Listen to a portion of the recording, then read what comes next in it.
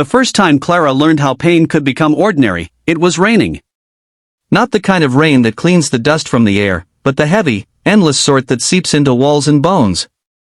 She remembered the sound of it striking the tin roof of the boarding house like 1,000 tiny fists, steady and unforgiving.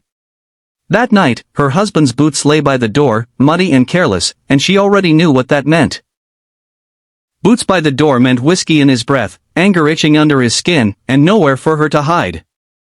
She did not scream when he struck her. She learned quickly that screams only fed the fire. Instead, she focused on the crack in the wall beside the stove, a thin jagged line that looked like a river on a map. She imagined herself floating along it, drifting somewhere far away where hands were not weapons and love did not bruise. That was the first year. By the second year, Clara had mastered the art of silence. Silence while he ranted about the world cheating him. Silence while his fist came down harder because silence felt like defiance to him. Silence while she cleaned the blood from her lip and told the mirror she was still alive. She learned how to walk so her limp looked like tiredness, how to tilt her head so the shadows hid the swelling. In town, people looked at her with a mixture of pity and relief that it was not them. No one intervened. In the Wild West, suffering was private, and survival was a personal responsibility. The third year was the worst, because hope had begun to rot. Hope is a dangerous thing when it lingers too long in darkness. It turns sour, heavy, and sharp. Clara felt it inside her like a stone lodged behind her ribs. She stopped dreaming of escape. Dreams hurt more than reality. Instead, she counted days by bruises and nights by apologies he never meant. Sometimes, when he slept, she would sit on the edge of the bed and listen to his breathing, wondering if the world would be quieter without it. The boarding house doubled as a saloon on the first floor. Laughter and piano music floated up through the floorboards most nights, a cruel reminder that joy still existed somewhere below her feet. Clara rarely went down anymore. Her husband did not like her being seen. He said her face invited questions.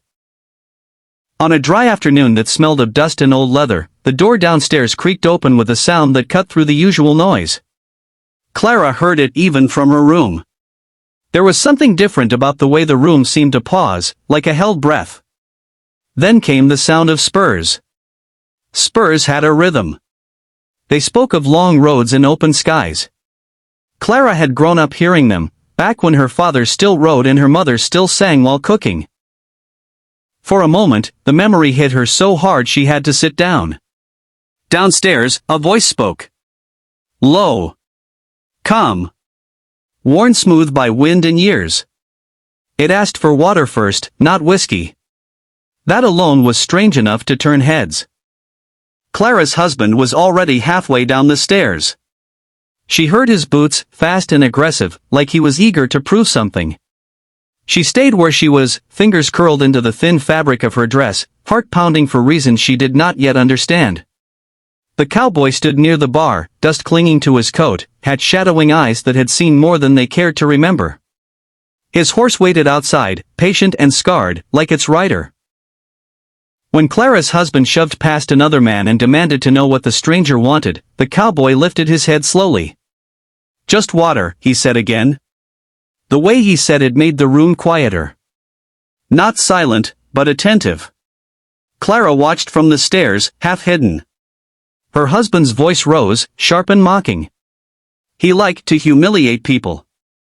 It made him feel tall. The cowboy did not rise to it. He did not smile or sneer. He simply met the man's gaze, and in that stillness was something dangerous. You don't belong here, her husband said, stepping too close.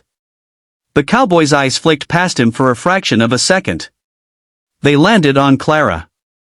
It was brief. Almost nothing.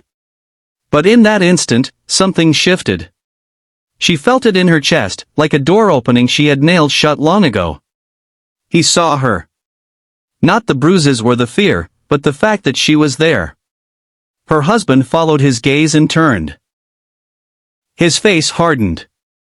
What are you looking at? He snapped at her. Clara flinched, instinctively.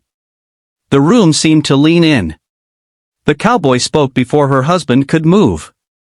I was just admiring how quiet the place got all of a sudden. A few men chuckled nervously. Her husband bristled. He swung first. Fast. Too fast for Clara to understand until it was over. The cowboy moved like he had rehearsed this moment 1,000 times in his mind. He did not punch wildly. He deflected, twisted, used the man's own anger against him. Her husband hit the floor hard enough to knock the breath from his lungs. For a moment, no one moved. Then her husband scrambled up, face red, eyes wild.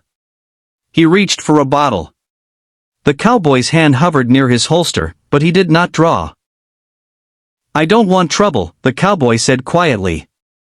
But I won't stand by and watch a man beat what's weaker than him. The words echoed in Clara's head. Weaker. Not worthless. Not deserving. Just weaker.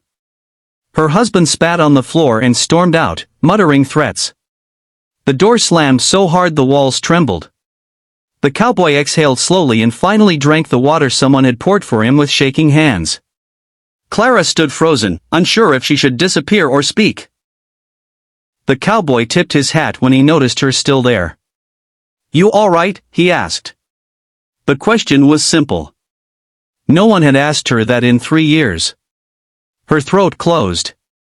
She nodded because it was easier than breaking apart in front of strangers. He studied her face, gentle but unyielding.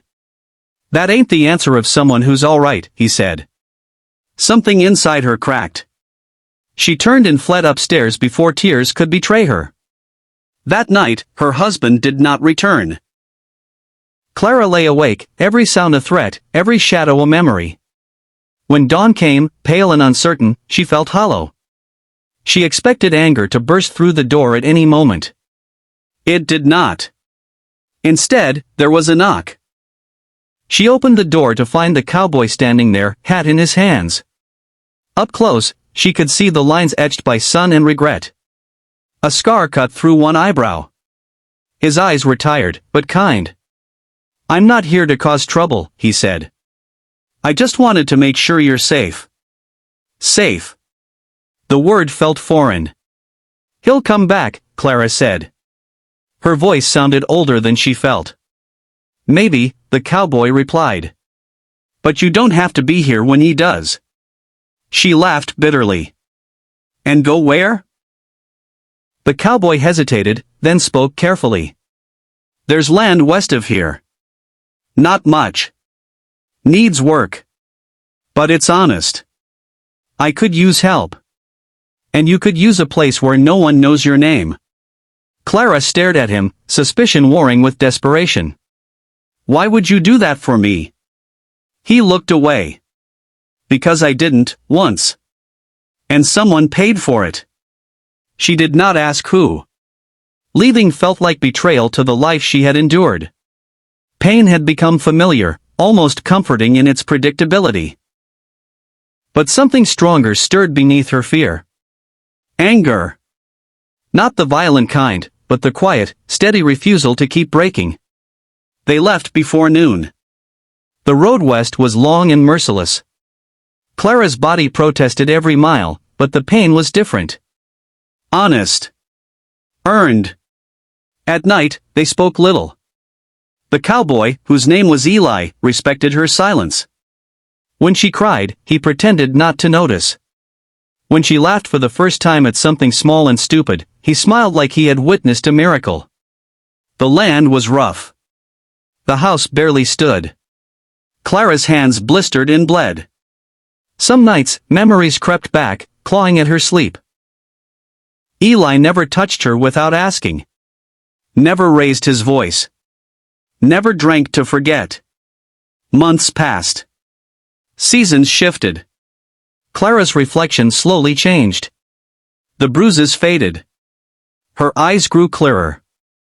She learned that strength did not always roar. Sometimes it whispered, telling you to get up one more time. One evening, as the sun burned the horizon red, Clara realized she was no longer waiting for footsteps behind her. The fear that had lived in her bones had loosened its grip. Eli stood beside her, watching the sky. You're different, he said. So are you, she replied. He nodded. People don't come out of hell the same. She thought of the woman she had been, curled into herself, counting blows. She honored her now, instead of despising her. Years later, travelers would pass by the small ranch and speak of a woman who stood tall, whose gaze did not flinch, whose past had tried to erase her and failed. They would see a cowboy with kind eyes and a quiet strength, and they would not know the cost of the life they had built. But Clara knew. And every morning she woke without fear. She remembered the sound of spurs at a door, and the moment pain stopped being the end of her story.